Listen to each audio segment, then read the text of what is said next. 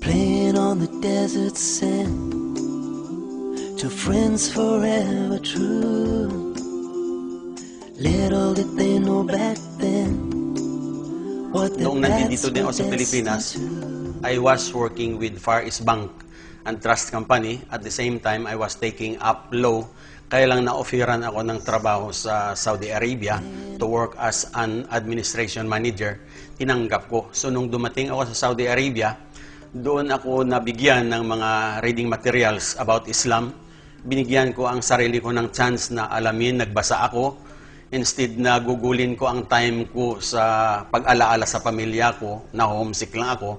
So I utilized my spare time in reading those Islamic books. And finally, nakita ko na iyon ang katotohanan, kaya hindi ako nag-atubili na tanggapin at ipamuhay ang Islam. But of course, I judge Islam by the scriptures, by the teachings. Hindi ko tiningnan doon sa mga ibinabalita tungkol sa mga Muslim, sapagkat maraming naririnig tayo tungkol sa mga pagkakamali ng Muslim. So, of course, hindi ko doon ibinase ang aking pag-aaral.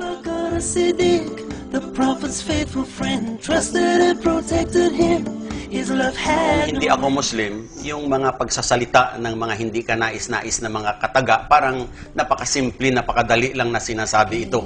So kung may tunay tayong takot sa Panginoong Diyos, of course, iwasan natin pagsasalita ng masama. Kung halimbawa, nagiging mainitin tayo, we have to do our best na makontrol natin, hindi tayo basta-basta patatangay sa emosyon, sa bugso ng damdamin. Napag-aralan ko na ang pagdarasal 5 times a day, dahil in Islam, we are required to pray 5 times a day.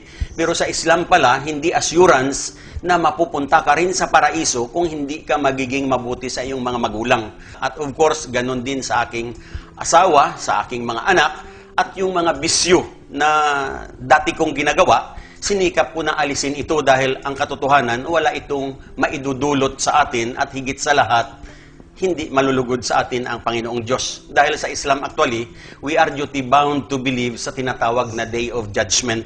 Dapat habang siya'y nabubuhay, sikapin niya na ang lahat ng kanyang ginagawa ay bagay na kalugod-lugod sa Panginoong Diyos, sapagkat ang higit na pinaghahandaan ng isang tunay na mananampalataya ng mga Muslim ay ang next life na tinatawag, ang kabilang buhay, dahil doon ang final abode natin at doon ang tinatawag na everlasting life. So sa mundong ito, maaring mabuhay tayo 60 years, 70 years. But what is 70 years compared to an everlasting life kung ang ating pananampalataya ay tama at ayon sa pananampalataya na ipinadala sa atin ng ating lumikha?